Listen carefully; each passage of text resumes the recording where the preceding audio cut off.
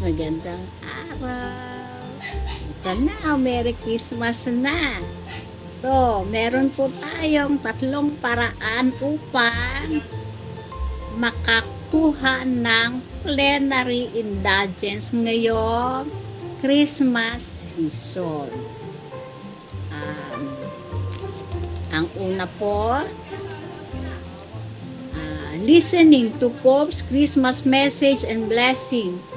Tune in to the Urbi et Orbi blessing on December 25. So, tuwing December 25, ang ating Pope ay nagbibless ng Urbi et Orbi. So, ito po ang ating aabangan at makapangyarihan ang panalangin ito. Dahil kahit sa radyo mo lamang mapakinggan sa live ay makakakuha ka ng plenary indulgence. So, alalahanin po ang standard condition. So, alam na po natin yon.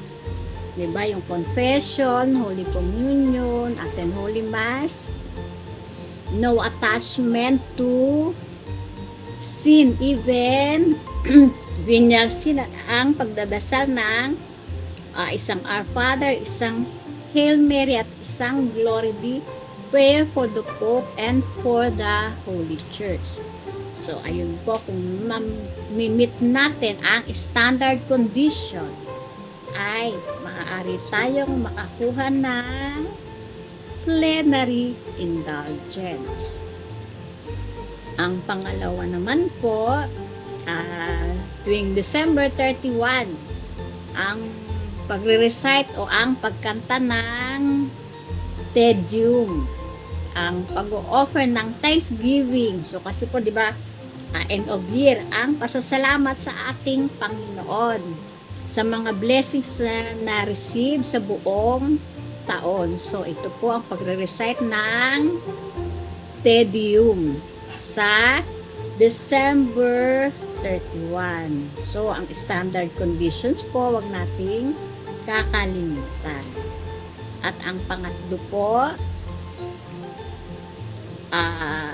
January 1, ang pagre-recite or pagsising ng Veni Creator, ang pag-invoke sa Holy Spirit for guidance and blessings for the coming year. So, ito po ang Come Holy Spirit. So, ito po sa pagdadasal para po ma-bless ang ating buong taon sa January 1. Yun po ang pagdadasal ng Come Holy Spirit. So, ito po ang Come Holy Spirit. In the name of the Father, and of the Son, and of the Holy Spirit. Amen.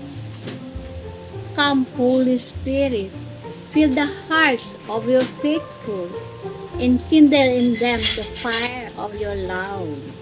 Send forth your Spirit, and they shall be created, and you shall renew the face of the earth.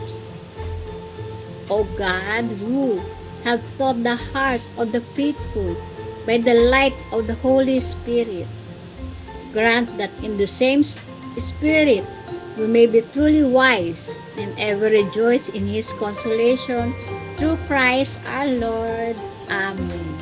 In the name of the Father, and of the Son, and of the Holy Spirit.